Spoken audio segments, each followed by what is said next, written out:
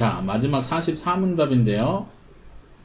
여기서는 일단 읽기 전에 설명을 먼저 하겠어요. 음부에 내려가셨으며 라는 말이 왜 덧붙여 있습니까? 이렇게 표현했는데, 우리 한국어 사도신경에는 이 표현이 없어요. 예수님이 죽으시고 장사 지내시고 음부에 내려가셨다. 음부라는 건 지옥이라고도 표현할 수 있는데, 정확하게 음부라는 이 단어는 하데스라는 헬라어예요. 이 표현은 죽음의 장소, 이런 의미예요. 그래서 보통은 지옥이라는 말하고도 이렇게 중복해서 사용하긴 하지만, 지옥이라는 헬라어 단어는 또 따로 있어요.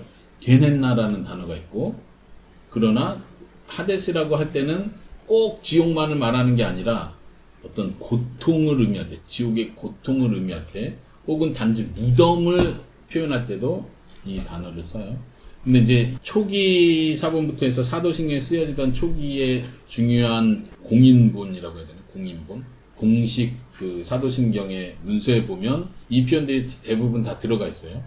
종교개혁자들도 이 표현이 들어가야 되냐 말아야 되냐를 논하면서도 나중에 다 인정을 했어요. 칼빈 같은 경우도 이 표현이 아주 중요하다고 표현했기 때문에.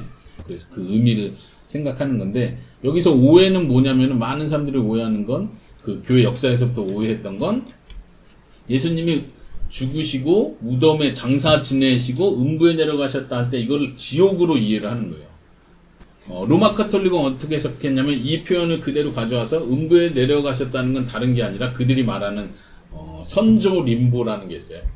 선조 림보는 뭐냐면, 구약시대 성도들이 완전 지옥에 내려가기 전에 대기하고 있는 장소. 예수님이 구약시대는 예수님이 없었으니까 구약시대 사람들은 그곳에서 대기하고 있다가 예수님이 오시면 이제 복음을 듣고 회개할 수 있는 기회가 주어지는 거예요. 그러니까 로마 카톨릭은 그렇게 해석을 해서 예수님이 음부에 내려가셔서 회개와 복음을 선포하셔서 구원할 자는 구원하셨다, 이렇게 이해를 하려고 하는 거예요. 이거는 성경적 근거 전혀 없는 로마 카톨릭에서 만들어낸 생각이라고 이해하시면 되고, 또 다른 초대 교부들 혹은 종교개혁자, 특히 루터 같은 경우는 이 부분을 어떻게 해석하려고 했냐면, 음부에 내려가셨다는 말 자체를 지옥에 내려가신 걸로 똑같이 여기도 생각을 해요. 그러면서 거기서 승리를 선포하신 것이다. 예수님이 사단의 세력을 다 이기셨다는 건 이 소위 말하는 옥에 있는 영들에게 복음의 승리를 선포하시라고 내려가셨다, 이렇게 표현하는 거예요. 근데 왜 굳이 지옥에 내려가셔서 그걸 선포하셔야 되나, 이런. 그리고 이제 특별히 이렇게 해석한 사람들은 베드로전서 3장에 있는 구절들을 지옥으로 이해를 하면서 예수님께서 옥에 있는 영들에게 선포하셨으면 이 부분을 그렇게 해석해서 이 사도신경과 연결을 시키는 거예요. 루터는 그렇게 해석했는데 칼빈은 그거에 대해서 반대를 했고, 그렇게 해석하는 거 옳지 않다고 했어요. 우리가 지금 44문답에서 공부하는 이 내용은 칼빈이나 그 다음에 어거스틴, 그 다음에 중요하게 이 하이델베르크를 쓴 우르시누스, 이 분들이 이렇게 정확하게 해석을 했습니다. 그래서 그 내용을 살펴볼 거예요. 음부에 내려가셨다는 말이 무슨 의미인지를 대답을 한번 읽어보시기 바랍니다. 아빠 읽을게요. 음부에 내려가셨으며 라는 말이 왜 덧붙여져 있습니까? 내가 큰 고통과 중대한 시험을 당할 때에도 나의 주 예수 그리스도께서 나를 지옥의 두려움과 고통으로부터 구원하셨음을 확신하고 거기에서 풍성한 위로를 얻도록 하기 위함입니다. 그분은 그의 모든 고난을 통하여 특히 십자가에서 말할 수 없는 두려움과 아픔과 공포와 지옥의 고통을 친히 당하심으로써 나의 구원을 이루셨습니다. 음부에 예수님이 죽으시고 장사되시고 음부에 내려가셨다는 이 표현이 예수님이 그럼 뭐 어떻게 됐다는 얘기예요?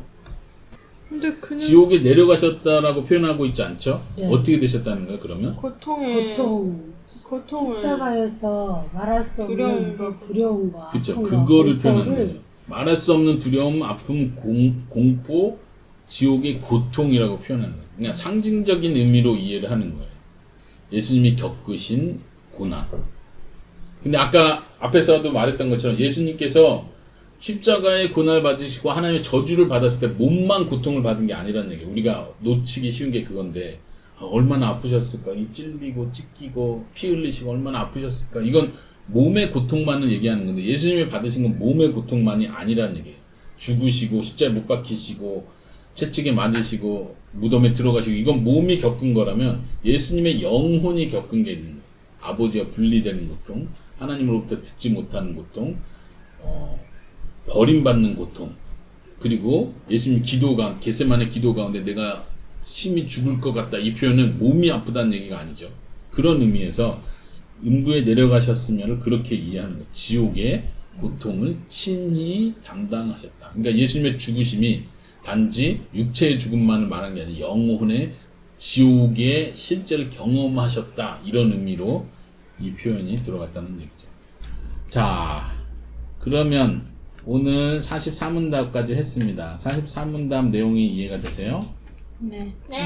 네, 어렵지만 이해가 되시고 이제 칼빈도 이것이 중요하다고 강조했던 것처럼 이 표현을 통해서 우리가 받을 수 있는 혜택, 유익은 뭐냐면 그 앞부분에서 설명한 거예요. 내가 큰 고통과 시험 중에 있을 때에도 내가 지옥의 두려움과 고통에 있을 때에도 예수님은 나를 그런 것으로부터 구원하십니다. 예수님이 그걸 경험하셨기 때문에 나를 그곳에서부터 구원해 주신다는 확신을 가질 수 있는 거예요. 이게 우리가 이 신앙 고백을 할 때 얻을 수 있는 유익이라는 겁니다. 이것을 우리가 기억하시기 바랍니다.